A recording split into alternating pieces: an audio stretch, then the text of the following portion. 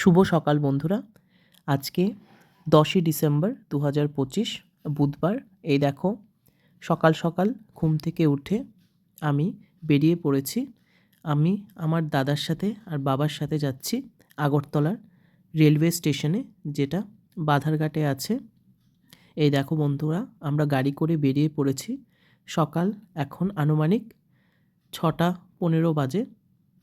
আমরা যাচ্ছি। আমার বাড়ি থেকে আগরতলা রেলওয়ে স্টেশন খুব বেশি দূরে নয়, 15-20 মিনিটের মধ্যে পৌঁছে যাব আমরা। এই দেখো, আমরা পৌঁছে গেছি বন্ধুরা। এটি হচ্ছে আমাদের আগরতলা শহরের রেলওয়ে স্টেশন। আজকে আমার বাবা ট্রেনে করে কলকাতায় যাচ্ছে, সেই জন্য বাবাকে ছাড়তে এসেছি রেলওয়ে স্টেশনে। সকালে ট্রেন ছিল, সেই জন্যে খুব ভোরে উঠে আসতে হয়েছে বন্ধুরা। তারপর দেখো, বাবাকে ট্রেনে বসিয়ে দিয়ে আমি আর দাদা আবার ফিরে যাচ্ছি বাড়ির দিকে।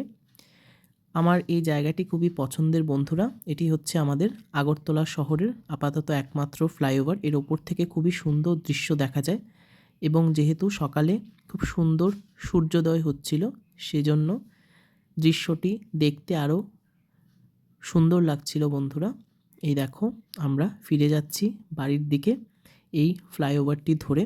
যদিও ফ্লাইওভারটি খুব বেশি চওড়া নয়, একদমই সরু, তাও এটি আমাদের আগরতলাবাসীর জন্য একটি আবেগ, কারণ এই ফ্লাইওভারটি একমাত্র ফ্লাইওভার আমাদের আগরতলা শহরে, এবং মোটামুটি এটি 3 থেকে 4 কিলোমিটার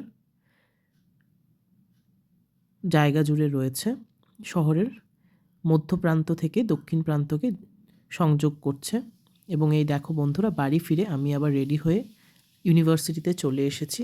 সকালের ব্রেকফাস্ট করছিলাম বন্ধুরা। এবং এই দেখো, সারাদিনের কাজকর্ম শেষ করার পর বিকেলবেলা 4টে সাড়ে 4টে নাগাদ একটু বাইরে যাচ্ছি বন্ধুরা, কিছু একটা স্ন্যাক্স খাওয়ার জন্য। এই দেখো, আমি মেন গেট ধরে বাইরে যাচ্ছি। আজকে একটি নতুন জায়গায় যাচ্ছি। এই দেখো, এই দোকানটিতে চলে এলাম বন্ধুরা বিকেলে টিফিন খাওয়ার জন্য। এটিকে মাসির দোকানও বলা হয় আমাদের ইউনিভার্সিটি ক্যাম্পাস চত্বরে। এবং দেখো, একদম সন্ধেবেলা 5টার পর যখন বেরোলাম, তখন এখানে এই লোকটি, এই দাদাটি লাউ বিক্রি করে ওনার থেকে সবাই কিনছে।